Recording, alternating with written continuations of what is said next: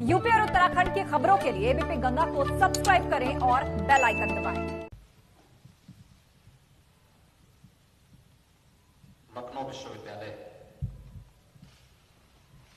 के शताब्दी समारोह के शुभारंभ कार्यक्रम में उपस्थित उत्तर प्रदेश शासन में मेरे वरिष्ठ सहयोगी, उप मुख्यमंत्री और उच्च शिक्षा के मंत्री डॉक्टर दिनेश शर्मा जी, विभाग की राज्य मंत्री श्रीमती नीलिमा कटियार जी,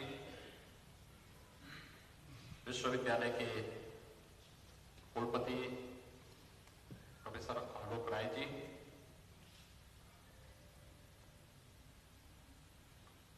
उत्तर प्रदेश शासन के अपर मुख्य सचिव गृह श्री अवनीश कुमार अवस्थी जी, आज के इस शुभारंभ कार्यक्रम में उपस्थित विश्वविद्यालय के सभी आचार्यगण,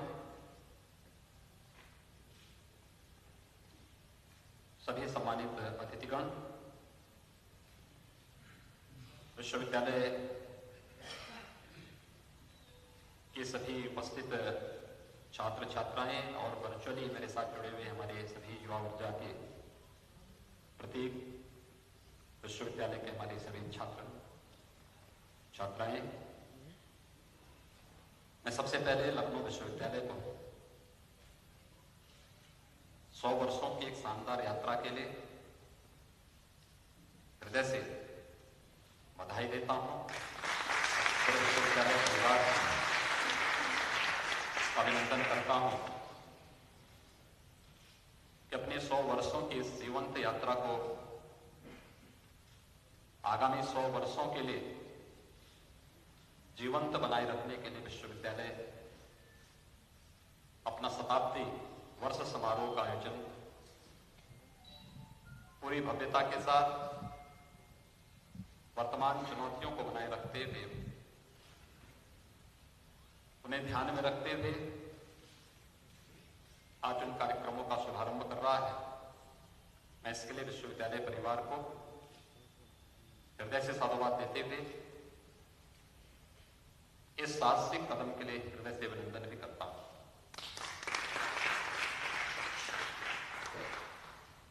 वास्तव में लखनऊ विश्वविद्यालय अपनी स्थापना के 100 वर्ष पूर्ण होने के साथ ढेर सारी उपलब्धियां अपने साथ लेकर के आया ही है, लेकिन यह स्थापना दिवस समारोह हमारे ऐसे समय में हो रहा है जहां एक और हमारे सामने चुनौती है वैश्विक महामारी कोविड-19 की, और दूसरी ओर हमारे सामने एक नई राष्ट्रीय शिक्षा नीति देश के यशस्वी प्रधानमंत्री के विजन के रूप में देशवासियों के सामने आई है। इन दोनों में से बहुत कुछ हम लोग ले सकते हैं।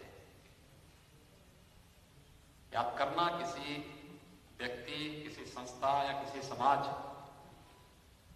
की योग्यता और क्षमता सामान्य अवसर पर तो हर एक अपनी क्षमता और योग्यता को प्रदर्शित कर सकता है, लेकिन चुनौती से उभरा हुआ आग से तपा हुआ सोना ही खरा होता है। और मुझे लगता है कि कोविड-19 के प्रोटोकॉल का पालन करते हुए हम शैक्षणिक जगत की गुणवत्ता को बनाए रखते हुए शैक्षिक क्षेत्र के शोध की उत्कृष्टता को पूरी मजबूती से आगे बढ़ाने के लिए जो एक मूल मंत्र लखनऊ विश्वविद्यालय की स्थापना के पीछे का ध्येय था, उस ध्येय वाक्य को बनाए रखते हुए लखनऊ विश्वविद्यालय ने कोविड-19 की इन चुनौतियों में न केवल तकनीक का उपयोग करते हुए वर्चुअल क्लासेस प्रारंभ की। अभी तो आदरणीय प्रधानमंत्री जी के वोकल फॉर लोकल यानी आत्मनिर्भर भारत की परिकल्पना को साकार करने के लिए किए जा रहे प्रयास इन 100 वर्षों की उपलब्धियों के साथ एक सोने में सुहागे का काम करता है। इसके लिए विश्वविद्यालय परिवार का को हृदय से धन्यवाद देता हूं। मित्रों, जब 100 वर्षों की अपनी यात्रा को लखनऊ विश्वविद्यालय आज अपने उन सुनहरे स्मृतियों को एक बार स्मरण कर रहा है, ढेर सारी उपलब्धियां उनके पास, किसी शैक्षणिक संस्थान के पास अपनी उपलब्धियों में यह हो सकता है कि उन्होंने जीवन के अलग अलग क्षेत्रों में किस प्रकार की विभूतियों को आगे बढ़ा करके लोक कल्याण के लिए, राष्ट्र कल्याण के लिए, एक भारत श्रेष्ठ भारत की परिकल्पना को पूरा करने के लिए क्या कुछ किया है, क्या कुछ दिया है, इन सब को मूल्यांकन करने का एक अवसर भी इस 100 वर्षों की यात्रा हमें प्रदान कर रही है। तो लखनऊ विश्वविद्यालय भी बड़े गौरव के साथ कह सकता है कि हमने इस देश को राष्ट्रपति दिया है, हमने इस देश को न्याय के क्षेत्र में न्याय की उत्कृष्टता को बनाए रखने के लिए न्यायमूर्ति प्रदान किए हैं, हमने शासन प्रशासन की व्यवस्था को उत्कृष्ट और संवेदनशील बनाए रखने के लिए अनेक प्रशासनिक अधिकारी दिए हैं, हमने भारत के लोकतंत्र की मजबूती के लिए अनेक राजनेताओं को भी इस विश्वविद्यालय ने दिया है और शिक्षा की उत्कृष्टता को बनाए रखने के साथ ही शोध की उत्कृष्टता को आगे बढ़ाने के लिए भी अनेक आचार्य और वैज्ञानिक भी इस विश्वविद्यालय ने दिए हैं। व्यापार और निवेश के क्षेत्र में कार्य करने वाले अनेक उद्योगपति भी लखनऊ विश्वविद्यालय ने दिए हैं। तो स्वाभाविक रूप से एक लंबी श्रृंखला है, उस लंबी श्रृंखला को सजोने का एक अवसर भी यह अवसर हमें प्रदान कर रहा है, क्योंकि जब हम अपना मूल्यांकन करेंगे तो मूल्यांकन में ये सब एक एक नग, एक एक उपलब्धि के रूप में लखनऊ विश्वविद्यालय के साथ जुड़ती हुई दिखाई देगी और लखनऊ विश्वविद्यालय अपने स्वयं के मूल्यांकन का एक अवसर अपने पास ढूंढ पाएगा। याद रखना, भारतीय मनीषा ने जब ज्ञान की बात की, उसने कभी ये नहीं कहा कि परीक्षा पास कर लेना ही सच्चा ज्ञान है। सा विद्या या विमुक्त। ये हमने जो राष्ट्रीय शिक्षा नीति इसी वर्ष आई और अलग अलग चरणों में इसे लागू करते हुए 2022 तक पूरे देश के अंदर राष्ट्रीय शिक्षा नीति पूरी तरह लागू होगी। इसका उद्देश्य भी यही है, सा विद्या मुक्त। यानी ज्ञान केवल एक सैद्धांतिक पक्ष नहीं है,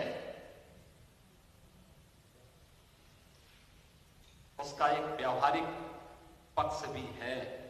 और जब दोनों में हम समन्वय स्थापित करेंगे तो कोई भी हमारा नौजवान अपना सर्टिफिकेट, अपना डिग्री का पाठ्यक्रम पूरा करने के बाद अपने आप को असहाय महसूस नहीं करेगा, बल्कि वह एक स्वावलंबन का जीवन न केवल अपने पैरों पर खड़ा होकर के आगे बढ़ाने में सक्षम होगा, अपितु समाज के लिए भी और राष्ट्र के लिए भी स्वावलंबन का एक नया संदेश देने में सक्षम होगा।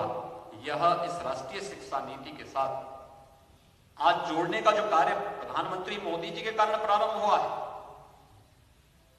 मैं विश्वास व्यक्त करता हूं कि लखनऊ विश्वविद्यालय अपने 100 वर्षों की इस मूल्यांकन गाथा के साथ इस राष्ट्रीय शिक्षा नीति को साथ जोड़ करके जब इस कार्यक्रम को आगे बढ़ाएगा तो स्वाभाविक रूप से हम नए प्रतिमान स्थापित करने में सफल होंगे और इस दिशा से एक नया अवसर हमें शताब्दी वर्ष का एक कार्यक्रम यहां पे प्रदान कर रहा है।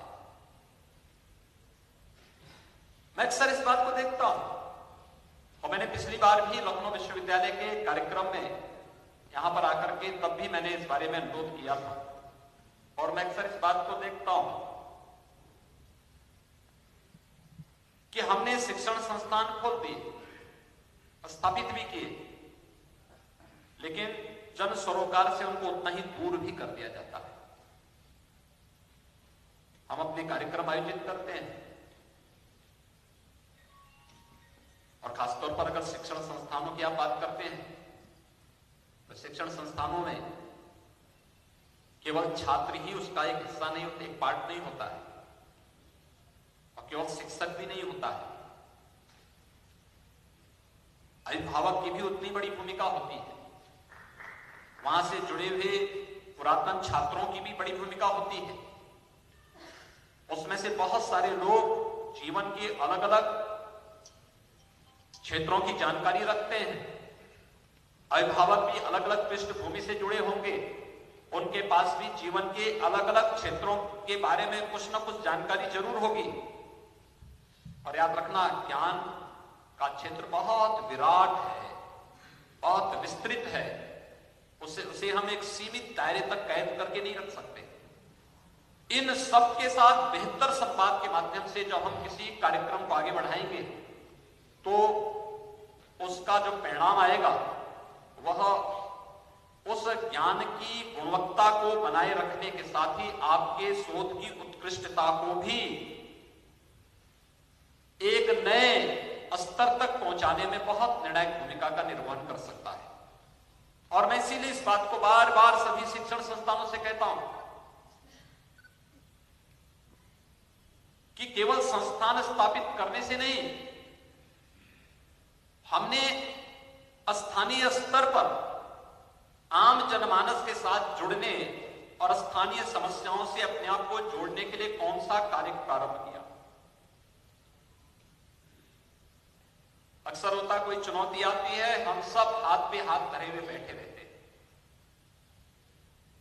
लखनऊ विश्वविद्यालय चुनौती आई, उन्होंने सैनिटाइजर बनाना प्रारंभ कर दिया। केमिस्ट्री की लैब आपके पास है, आप कर सकते थे, कोई भी कर सकता था। और मुझे लगता है हर कस्बे में एक कोई ना कोई इंटर कॉलेज है, कोई ना कोई डिग्री कॉलेज है, केमिस्ट्री और बायोलॉजी की लैब सबके पास है। वे लोग वहां पर सैनिटाइजर बनाने का काम हर एक स्तर पर हो सकता था, एक सामान्य फार्मूला था। हम उस सूत्र का उपयोग करते हुए, इस कार्य को करते हुए लोगों को इसके प्रति जागरूक कर सकते थे। लेकिन चूंकि हमें इस प्रकार की प्रेरणा नहीं थी, इसलिए हर एक व्यक्ति अपने को केवल इस भरोसे था कि जब सरकार की तरफ से सैनिटाइजर आएगा, सरकार की तरफ से जब एक पहल होगी, तब हम इस कार्यक्रम को आगे बढ़ाएंगे। देखिए, कोई भी समाज तब तक स्वावलंबी और आत्मनिर्भर नहीं बन सकता जब तक वह सरकार का पिछलग्गू होगा। समाज जब आगे चलेगा, सरकारें पीछे रहेंगी, तो कोई भी समाज और कोई भी राष्ट्र आत्मनिर्भर बन सकता है, स्वावलंबी बन सकता है, और स्वावलंबी समाज की आत्मनिर्भरता की गारंटी हो सकता है। लेकिन जब सरकार आगे रहेगी और समाज पीछे रहेगा, तो हमें हर छोटी बड़ी जरूरत के लिए सरकार पे निर्भर रहना पड़ेगा। और दुर्भाग्य से हम लोगों ने आजादी के बाद इस देश को उसी दिशा में ले जाने का प्रयास किया, और आज प्रधानमंत्री मोदी जी ने राष्ट्रीय शिक्षा नीति के माध्यम से एक बार फिर से समाज को आगे करके और सरकार को इसके माध्यम से समाज को स्वावलंबन और आत्मनिर्भरता की ओर ले जाने का जो एक अभिनव प्रयोग प्रारंभ किया है, यही न केवल एक भारत श्रेष्ठ भारत का मूल मंत्र है, बल्कि आत्मनिर्भर भारत का भी मूल मंत्र यही से प्रारंभ होता है। हम लोगों को उस दिशा में प्रारंभ करना होगा। और खासतौर पर उत्तर प्रदेश सरकार ने जो एक कार्यक्रम प्रारंभ किया, मुझे याद है जब 2018 में उत्तर प्रदेश की प्रथम स्थापना दिवस के कार्यक्रम में उत्तर प्रदेश के स्थापना दिवस का कार्यक्रम उत्तर प्रदेश शासन के स्तर पर नहीं मनाया जाता था, जनता के स्तर पर भी नहीं। मुंबई में एक कार्यक्रम होता था, शेष अन्य जगह इस प्रकार के कार्यक्रम नहीं होते थे। हमारे तत्कालीन यहां के माननीय राज्यपाल श्री राम नाईक जी ने सरकार को पत्र लिखा, सरकार को प्रस्ताव अच्छा लगा और हम लोगों ने आपस में मंत्रिमंडल के साथ बैठ के तय किया कि हम लोग 24 जनवरी को उत्तर प्रदेश स्थापना दिवस के, क्योंकि नोटिफिकेशन इस तिथि को जारी हुआ था, इसलिए इस तिथि को उत्तर प्रदेश के स्थापना दिवस के रूप में हम प्रतिवर्ष मनाएंगे।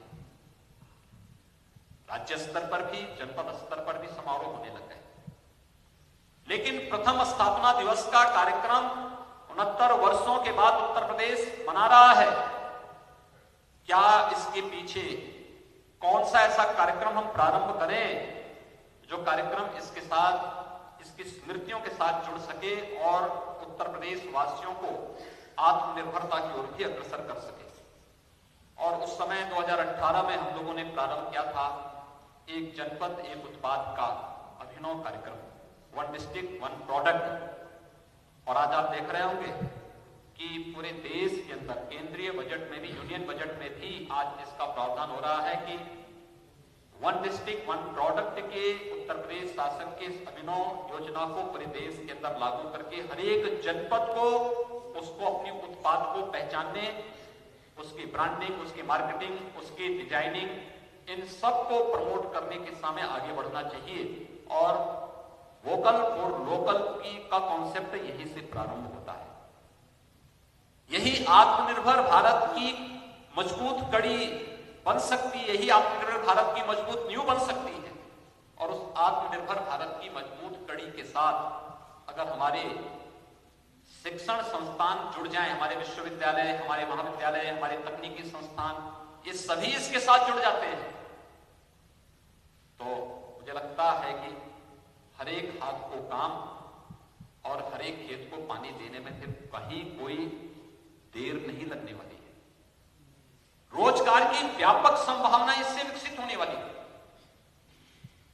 हर एक नौजवान, मुझे याद है मैंने एक बार एक तकनीकी संस्थान के 20 छात्रों को अपने पास बुलाया। मैंने उनसे इस बारे में पूछा, मैंने कहा आप लोग क्या करना चाहते हैं? 20 में से 15 छात्र ऐसे थे जिन्होंने मुझे इस बारे में कहा कि हमें कोई सरकारी नौकरी नहीं, हमें अपना स्वयं का स्टार्टअप स्थापित करना है। स्टार्टअप स्थापित करने के लिए कुछ पूंजी की आवश्यकता हमें तात्कालिक रूप से पड़ेगी। क्या इसके लिए शासन की कोई स्कीम है? मैंने उसको देखा, मैंने कहा भाई आप कैसी बात कर रहे हैं? सरकार का इतना प्रचार होता है, प्रधानमंत्री मोदी जी ने देश के अंदर प्रधानमंत्री बनने के बाद नई स्टार्टअप की नीति लागू की, नई स्टैंडअप की नीति लागू की, प्रधानमंत्री मुद्रा योजना उन्होंने लागू की, मेक इन इंडिया की योजना को और डिजिटल इंडिया की नीति को लागू की। और ये सब क्या हम स्कूल कॉलेजेस में, सब संस्थानों में क्या हम इन योजनाओं के बारे में जानकारी नहीं देते हैं क्या? और छात्र अपना स्टार्टअप स्थापित करना चाहते हैं।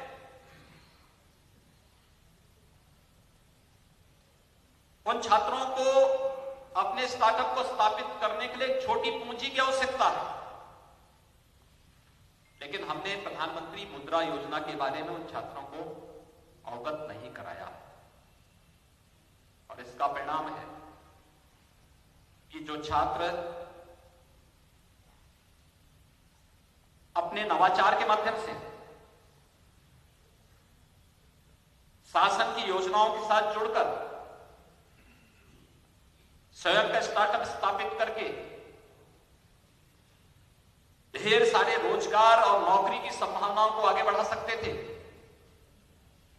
उन छात्र छात्राओं को शासन की योजनाओं के साथ न जोड़ने के कारण वे उनसे वंचित हैं और वे चाहते हुए भी उनको नौकरी के लिए भटकना पड़ता है। हमें कहीं ना कहीं सोचना पड़ेगा। वोकल फॉर लोकल के बारे में वन डिस्ट्रिक्ट वन प्रोडक्ट के एक जनपद में हमने पहले चरण में एक उत्पाद ढूंढा, क्योंकि मुझे इस बारे में लगा जब हम लोग आए कि इतने ढेर सारे रोजगार हम लोग कैसे बनाएंगे, कैसे ढूंढेंगे, कहां से लेके आएंगे। तब तक प्रदेश में निवेश के लिए भी अनुकूल वातावरण नहीं था।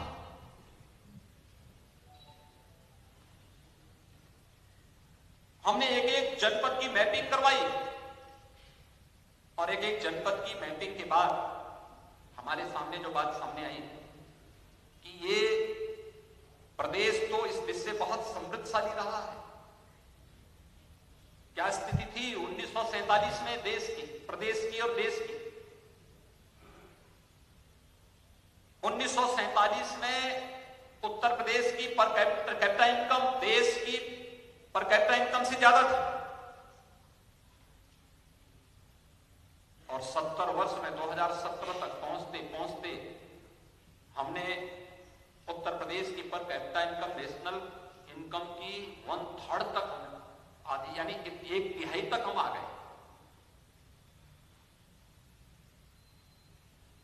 कहां पे चूक हुई? और अगर उत्तर प्रदेश जैसा राज्य, जिस राज्य पर में अपार संभावनाएं हैं, इस राज्य में प्रति व्यक्ति आय कम होगी, यहां का ऊर्जावान नौजवान यहां से पलायन करेगा, अगर यहां के रोजगार की संभावनाएं क्षीण होंगी और यहां के परंपरागत उद्यम और उत्पाद को हम आगे नहीं बढ़ा पाएंगे, तो फिर इसका प्रभाव नेशनल एवरेज में पड़ेगा ही पड़ेगा, क्योंकि देश का हर छठा व्यक्ति उत्तर प्रदेश में निवास करता है। अगर हमें भारत को आत्मनिर्भर बनाना है तो आत्मनिर्भर की वह शुरुआत उत्तर प्रदेश से होती है। अगर हमें भारत को स्वावलंबी बनाना है तो इसके लिए उत्तर प्रदेश। स्वच्छ भारत मिशन के बारे में यही बात चल रही थी। जब आजादी के बाद पहली बार देश के प्रधानमंत्री जी ने देश के अंदर न केवल स्वच्छता के माध्यम से स्वास्थ्य की गारंटी की बात की और देश के नागरिकों का आह्वान किया कि यह न केवल हमारे स्वास्थ्य की गारंटी है बल्कि नारी गरिमा के सम्मान की रक्षा भी, तो प्रश्न खड़ा हुआ उत्तर प्रदेश में क्या होगा? क्योंकि अकेले उत्तर प्रदेश में 2,61,00,000 से अधिक शौचालय बनने थे। पहले 2.5 वर्ष में मात्र 43 लाख बन पाए थे। शेष 2.5 वर्ष के अंदर शेष शौचालय कैसे बन पाएंगे? लेकिन हमारे पास उस प्रकार की प्रतिभाएं थी, हमारे पास उस प्रकार का मैन पावर था, हमारे पास उस प्रकार के संस्थान थे जहां पे हम ट्रेनिंग दे सके, जहां पे हम उन्हें एकजुट करके 10 दिन 15 दिन का एक सामान्य ट्रेनिंग दे करके उन्हें इस योग्य बना सकें कि वे राजमिस्त्री के रूप में काम कर सकें, हेड मिस्त्री के रूप में काम कर सकें।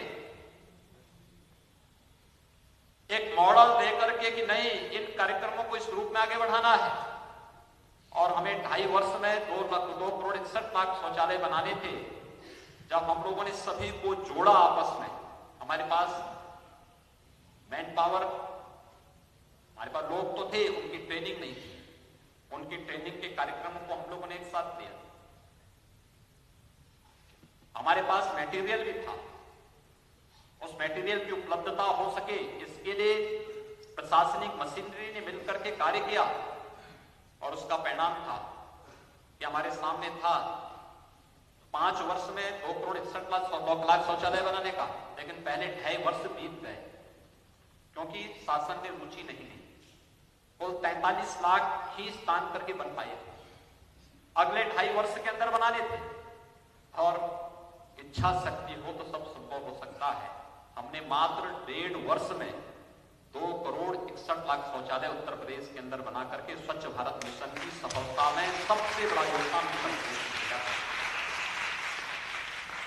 ऐसे ही आत्मनिर्भर भारत में भी और आदरणीय प्रधानमंत्री जी के $5 ट्रिलियन की इकोनॉमी भारत को बनाने के लिए किए जा रहे आह्वान में उत्तर प्रदेश की भूमिका सबसे बड़ी हो सकती है। और वह ऊर्जा, उस प्रकार का पोटेंशियल उत्तर प्रदेश के अंदर मौजूद है। इसके लिए हमारे संस्थानों को आगे आना पड़ेगा। और इसीलिए मैं कह रहा कि जन सरोकार से हमारा कोई संबंध है या नहीं है, हमें आत्ममंथन करने की आवश्यकता है। क्यों नहीं हमारे शिक्षण संस्थान जन सरोकार से जुड़ पाते हैं? हम एक सामान्य नागरिक को उसके भरोसे क्यों छोड़ देते हैं? क्यों नहीं हम उसके बीच में कुछ विशेष कार्यक्रम आयोजित करते हैं?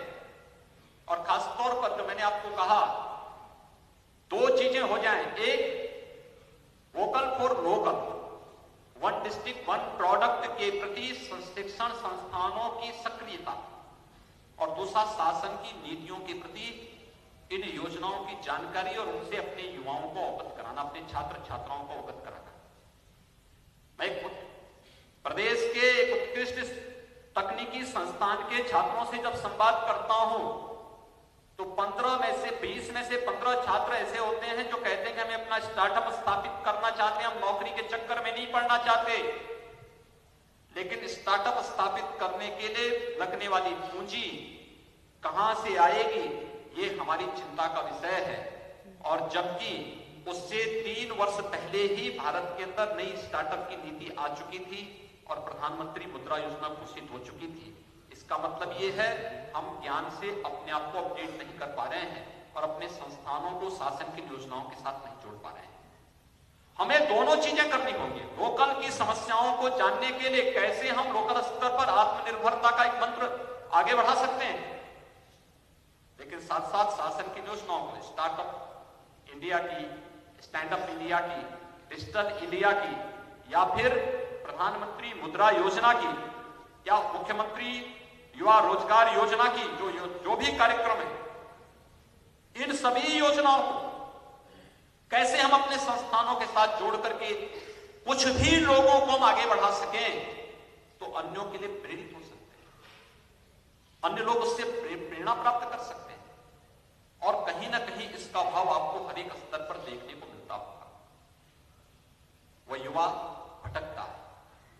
हम लोगों ने दूसरी योजना लागू की अगले 2019 में, 24 जनवरी 2019 को वही विश्वकर्मा श्रम सम्मान की और माटी कला बोर्ड की।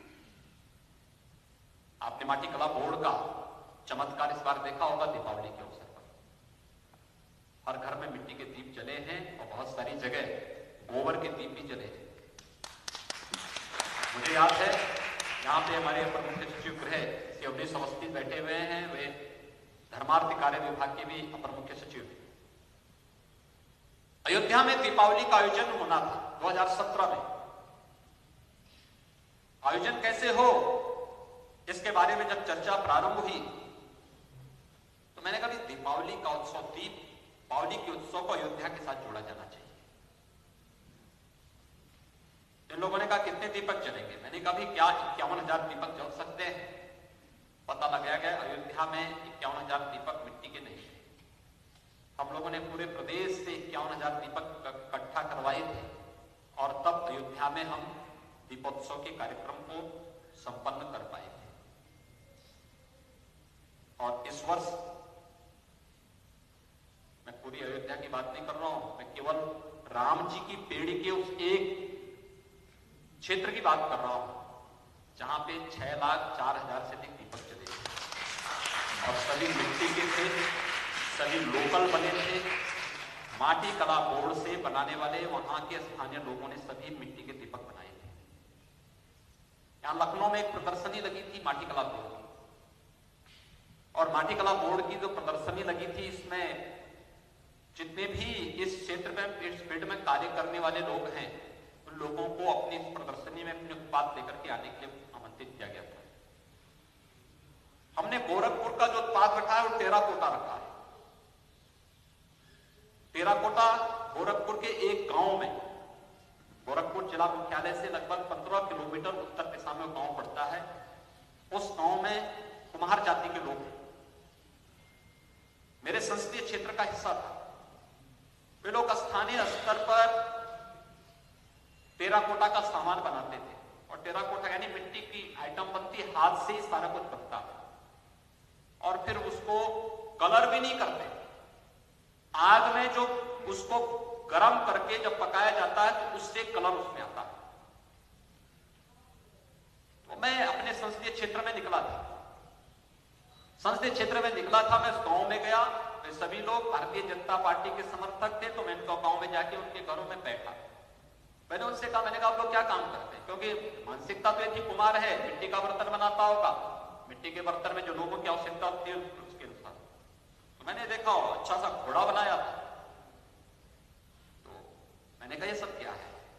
उन्होंने कहा ये हम बनाते हैं, टेराकोटा कहलाता है। तो मैंने कहा इसकी कहीं बिक्री होती है? कहा हाँ, कुछ लोग आ जाते हैं। मैंने कहा कहां बेचते हैं? कहा सड़कों पे ले जाकर बेचते हैं। मैंने कहा कोई समस्या? उन्होंने कहा कि हाँ हमारे सामने समस्या होती है, मिट्टी नहीं मिल पाती है। तो हमने लोकल स्तर पर जो प्रयास करना था हम लोग प्रयास किए, लेकिन केवल एक जनपद की, एक गांव की समस्या तो थी नहीं, पूरे देश प्रदेश की समस्या थी। हम लोग 2017 में जब सरकार में आए तो हम लोगों ने एक अनिवार्य व्यवस्था कर दी। अप्रैल से लेकर जून तक हर गांव का तालाब गांव के कुम्हार को फ्री में दे दिया जाएगा मिट्टी निकालने के लिए, और वो मिट्टी वहां से लेकर के चला जाए, उससे कोई शुल्क नहीं मांगा जाएगा। एक व्यवस्था बना दी, लेकिन उससे दो काम है। मिट्टी वो निकाल के लेके जाता है, उसको फ्री में मिट्टी मिलती है, लेकिन गांव को तालाब मिलता है संरक्षण के लिए, साफ सुथरा तालाब, नए सीजन में बरसात का जल एकत्र होने के लिए। दोनों काम हो गए। इस बार जब एग्जीबिशन लिखी यहां पे रखी थी तो मुझसे मिलने के लिए माटीकला बोर्ड से जुड़े हुए लोग आए। गोरखपुर से जो इस फील्ड में काम करने वाले लोग हैं, तो उसमें से एक नौजवान मुझे मिला, उससे 30-35 वर्ष की उसकी उम्र रही होगी। मैंने उससे पूछा, मैंने कहा कोई बिक्री हुई? उसने कहा 3 दिन में 8 लाख रुपए का मिट्टी के बर्तन बेचा हूं, टेराकोटा का माल बेचा हूं, 8 लाख रुपए का। कहा केवल एक आइटम मेरे पास बच गई है। जब मुझे जानकारी मिली कि आप लखनऊ में मौजूद हैं तो आपसे समय मांगने के लिए मैं आया हूं, इसको लेकर के आपके लिए लेके आया हूं, नहीं तो ये भी बिक रहा था, इसका भी मुझे 22,000 रुपया मिल रहा था, और मैं 22,000 रुपये में नहीं बेचा। मुझे जानकारी मिली कि आप लखनऊ में हैं तो आपको देने के लिए मैं आया हूं। मैंने कहा भैया मुझसे ही 22,000 रुपया ले लो, मुझे। अब आप देख सकते हैं, जिसका पहले कोई दाम नहीं था, आज 8 लाख रुपए 3 दिन के अंदर वही हमारा परंपरागत हस्तशिल्पी या कारीगर कमा रहा है। हर एक जगह इस प्रकार की संभावनाएं, हमने उसको प्रमोट करने का प्रयास नहीं किया। गांधी जी का स्वराज, ग्राम स्वराज की परिकल्पना तो इसी भारत से ही तो पैदा हुआ था, कहीं और जगह से नहीं। उसकी ये कॉन्सेप्ट इंग्लैंड ने नहीं दिया, ये भारत ने दिया था, गांधी जी ने दिया, जिसमें गांव का ही हर एक व्यक्ति, हर एक हस्तशिल्पी, हर एक कारीगर को पैसा नहीं रहा होगा, अनाज देकर के हम लोग उसकी भरपाई करते थे, लेकिन गांव में उसको सम्मान जरूर देते थे, उसकी कला को, उसकी हस्तशिल्प को। क्या हमारे विश्वविद्यालय, हमारे महाविद्यालय, हमारे तकनीकी संस्थान, हमारे अन्य वोकेशनल एजुकेशन से जुड़े हुए जो संस्थान है, क्या ये इस कार्यक्रम को आगे बढ़ा सकते हैं? और याद रखना, तकनीक के बगैर आज के दिन पर कुछ भी आगे नहीं बढ़ सकता। एक जड़ता आ जाएगी, उस जड़ता को तोड़ने की आवश्यकता है। तकनीक कितना कारगर हो सकता है, तकनीक नहीं होता तो कोविड-19 के दौरान अराजकता और अव्यवस्था का जो मंजर होता है, वास्तव में वह अकल्पनीय है। और प्रधानमंत्री मोदी जी के विजन को और उनकी दूरदर्शिता को सचमुच इस देश को और दुनिया को लोहा मानना चाहिए और उनके प्रति आभार व्यक्त करना चाहिए कि 2014 में जब जनधन अकाउंट खोलने के लिए प्रधानमंत्री मोदी जी ने कार्यक्रम प्रारंभ करवाया था कि हर एक गरीब का बैंक में अकाउंट होना चाहिए, अगर जनधन अकाउंट नहीं होता तो क्या गरीबों तक शासन की सुविधा पहुंच पाती? और इतना मैन पावर कहां से हम लोग लेके आते हैं? आज तो जनधन अकाउंट धारी हर महिला के खाते में पैसा जाना है, एक क्लिक किया पैसा उतने करोड़ लोगों के खातों में चला गया। प्रदेश के अंदर 2 करोड़ से अधिक किसानों के खाते में प्रधानमंत्री किसान सम्मान निधि का पैसा जाना था, इसके लिए एक क्लिक किया 2 करोड़ लोगों के अकाउंट में पैसा चला गया। हमें प्रदेश के अंदर 87 लाख वृद्धावस्था पेंशनधारी, निराश्रित महिला पेंशनधारी और दिव्यांग पेंशनधारी जो लाभार्थी थे उनके खातों में पैसा भेजना था। हमने एक क्लिक किया और पैसा उनके अकाउंट में पहुंच गया। ये तकनीक का कमाल है और बीच में कोई हेर-फेर भी नहीं हो सकता। ऐसा भी नहीं कि अगर 2000 रुपया जा रहा है कि भाई देखो 1500 ही जाएगा, 500 रुपये नहीं जाएगा। और ये भी कोई नहीं कह सकता कि हम 100 रुपया भेजते हैं, नीचे 10 ही रुपया पहुंच रहा है। आज तो 100 भेज रहे हैं तो 100 का 100 लाभार्थी के खाते में जा रहा है। कोई बीच में उसको, कोई मीडिएटर बीच में उसमें कोई घालमेल नहीं कर सकता है, अपना हिस्सा लेने का दुस्साहस नहीं कर सकता है। यह है तकनीक का लाभ, और तकनीक का लाभ इस रूप में हुआ है जो वर्चुअल क्लासेज चली है। आज मुझे बहुत अच्छा लगता है जब मैं छोटे बच्चों से बातचीत करता हूं। बहुत सारे लोग आते हैं अपने छोटे बच्चों को लेकर, उनसे पूछता हूं तो लोग स्कूल नहीं जाते हुए कहते हैं साहब ऑनलाइन क्लास पढ़ रहे हैं। आप कैसे कह रहे हैं पढ़ाई नहीं कर रहे हैं? कोविड है, हम स्कूल नहीं जा रहे हैं, स्कूल नहीं खुल रहा है, लेकिन क्लासेस तो हमारी ऑनलाइन चल रही। छोटे छोटे बच्चे बोलते हैं, यानी जो फर्स्ट में है, सेकंड में है, वे सब बच्चे भी बोल रहे हैं हम ऑनलाइन क्लास पढ़ रहे हैं। वर्चुअल क्लासेज, ई कंटेंट ने एक चेंज किया है, ज्ञान के दायरे को बढ़ाया है। लखनऊ विश्वविद्यालय ने जो कार्य इस दिशा में किया बहुत सराहनीय पहल थी। डिजिटल लाइब्रेरी के माध्यम से नई नई चीजें देखने को मिली, एक नई प्रतिस्पर्धा प्रारंभ हुई है। ये चीजें इस बात को बताती हैं कि जितना विस्तृत हम कर सकेंगे ज्ञान के दायरे को और जितना व्यवहारिक बना पाएंगे, वह उतना ही उत्कृष्ट रूप में हम सबकी छवि को और हम सबको प्रस्तुत करने में सहायक होगा। लखनऊ विश्वविद्यालय का 100 वर्षों का एक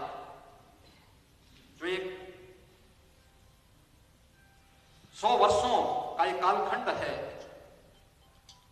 यानी उपलब्धियों से भरा पड़ा है। याद रखना, अपनी उपलब्धियों पर गौरव की अनुभूति करना, लेकिन साथ साथ अपनी कमियों का भी मूल्यांकन समय समय पर करके उसका परिमार्जन करने की तैयारी करना है। व्यक्ति, संस्था या समाज, उसके आदर्श क्या हैं, कौन है, ये उसके आगे की यात्रा तय करती है। और जब हम लोग इस सभागार में आए, मुझे बहुत अच्छा लगा। मैं सभागार में आए लोगों पर देख रहा था, संत तुलसीदास जी हैं, महर्षि भारद्वाज हैं, तारा मिहिर हैं, ऋषि कणाद हैं, सुश्रुत हैं, रामानुजम और आर्यभट्ट के चित्र यहां पर इस बात को प्रस्तुत करते हैं कि हम लोग अपनी ज्ञान की यात्रा को कहां और किस दिशा में ले जाना चाहते हैं। मुझे विश्वास है कोविड-19 की चुनौतियों के बावजूद हमारे मुख्यमंत्री डॉक्टर दिनेश शर्मा जी के नेतृत्व में उत्तर प्रदेश के अंदर शिक्षा विभाग ने जो अच्छे कार्य किए हैं, हर एक क्षेत्र में कुछ ना कुछ परिवर्तन हुआ। और मुझे लगता है राष्ट्रीय शिक्षा नीति जब लागू हुई तो सबसे पहले उसका प्रेजेंटेशन और उसकी तैयारी उत्तर प्रदेश ने देश के सामने प्रस्तुत किया कि हाँ हमने, क्योंकि स्टीयरिंग कमेटी हम लोगों ने, शासन ने जो प्रतिनिधि शर्मा जी के नेतृत्व में बनाई, और उन्होंने उस दिशा में लगातार बैठकें, लगातार माननीय राज्यपाल जी का मार्गदर्शन लेकर के इन कार्यक्रमों को आगे बढ़ाना प्रारंभ किया। तो देश के अनेक संस्थान हमारे साथ बैठक करते हैं, पूछते हैं क्या इसमें प्रोग्रेस है यूपी की। उनको लगता है कि जो लोग तैयार होकर के आते हैं वो काम पहले यहां हो चुका होता है। ये उत्तर प्रदेश की तैयारी को प्रस्तुत करता है। दूसरा, यहां पर शैक्षिक कैलेंडर को जारी करते हुए शैक्षिक सत्र व्यवस्थित तरीके से उच्च शिक्षण का हो, माध्यमिक शिक्षा का हो, बेसिक शिक्षा का हो, नियमित रूप से आगे बढ़ रहा है।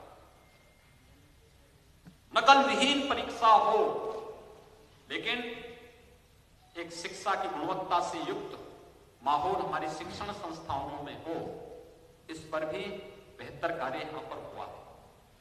और इस दिशा में जो अलग अलग विश्वविद्यालयों के लिए कुछ नए स्थानीय स्तर पर शोध पीठ स्थापित करने की कार्रवाई प्रारंभ हुई। अगर लखनऊ विश्वविद्यालय में ही आप देखें, महात्मा गांधी अंतर्राष्ट्रीय रोजगार पीठ की स्थापना यहां पर हुई। पंडित दीनदयाल उपाध्याय शोध पीठ की स्थापना इस विश्वविद्यालय में की गई। अटल सुशासन पीठ की स्थापना भी इस विश्वविद्यालय में की गई। भावराव देवरस शोध पीठ की स्थापना भी इस विश्वविद्यालय में की गई। और कश्मीर शैव दर्शन और सौंदर्य शास्त्र पर अध्ययन और शोध के लिए भी अभिनव गुप्त के नाम पर भी एक शोध पीठ की स्थापना यहां पर की गई। ये विश्वविद्यालय के अंदर चलने वाले निरंतर उत्कृष्ट शोध और उससे संबंधित अध्ययन के कार्यक्रमों को आगे बढ़ाने की एक श्रृंखला का हिस्सा है। उत्तर प्रदेश शासन ने ही काशी हिंदू विश्वविद्यालय में हम लोगों ने एक वैदिक विज्ञान शोध पीठ की स्थापना की। और आप देखना, बहुत उत्कृष्ट कोटि का शोध पीठ हो रहा। आदरणीय प्रधानमंत्री जी के मार्गदर्शन में उस कार्यक्रम को वहां पे आगे बढ़ाने का कार्य हो रहा है। पूरी वैदिक परंपरा पर, रामायण की परंपरा पर, पुराणों की परंपरा पर उस शोध को आगे बढ़ाने के लिए क्या था? पुष्पक विमान। आज से 150 साल पहले, 200 साल पहले पुष्पक विमान के बारे में लोग ये मानते रहे होंगे कि कपोल कल्पना है, लेकिन आज वे साकार हुआ है। अब तो लोग देख रहे हैं। क्या है ये ध्वनि विज्ञान? क्या है? मानव की चेतना का आयाम कहां तक विस्तृत है?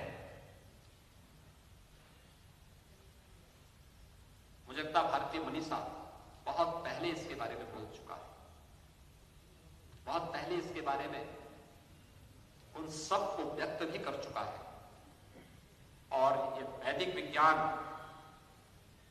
का जो संस्थान काशी में भी स्थापित किया उत्तर प्रदेश शासन ने, यह इस भारत की ज्ञान की परंपरा को भी आने वाली पीढ़ी के साथ साथ देश और दुनिया के सामने प्रस्तुत करने के उत्कृष्ट माध्यम बनेंगे। ऐसे हर विश्वविद्यालय में कोई ना कोई नया शोध पीठ स्थापित करने, हम स्थानीय परंपरा को भी प्रमुखता के साथ आगे बढ़ाएंगे। लोक कला हो, लोक गाथा हो, लोक परंपराएं हो। स्थानीय स्तर पर जिन महापुरुषों ने लोक भाषा में भी कुछ भी लेखन किया है, कुछ भी चिंतन किया है, उसको भी आगे बढ़ाने का कार्य करेंगे। आखिर रामचरित्र मानस लोक भाषा में रची गई, लेकिन राम की गाथा को कितने लोकप्रिय तरीके से, कितनी लोकप्रिय हुई है, जन जन में गाई जाती है, कितना उत्कृष्ट कार्य इसमें हुआ है। क्या इस पे हम आगे शोध को बढ़ावा देने का कार्य कर सकते हैं? रामायण महर्षि वाल्मीकि ने लौकिक भाषा में संस्कृत का पहला महाकाव्य, दुनिया का पहला महाकाव्य है रामायण, जो लौकिक भाषा में, लोक की भाषा में रचा गया, उत्तर प्रदेश की धरती से हुआ। ऐसे अनगिनत कबीर का साहित्य, महायोगी गोरखनाथ का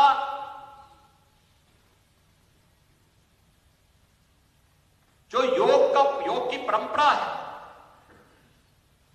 योग की दोनों परंपराएं आपको देखने को मिलती होंगी। एक परंपरा वह जो हम दार्शनिक स्वरूप में, जिसे हम अष्टांग योग के रूप में मान लेते हैं, लेकिन एक परंपरा वह जो इसका व्यावहारिक स्वरूप हो। और व्यावहारिक स्वरूप में योग किस रूप में?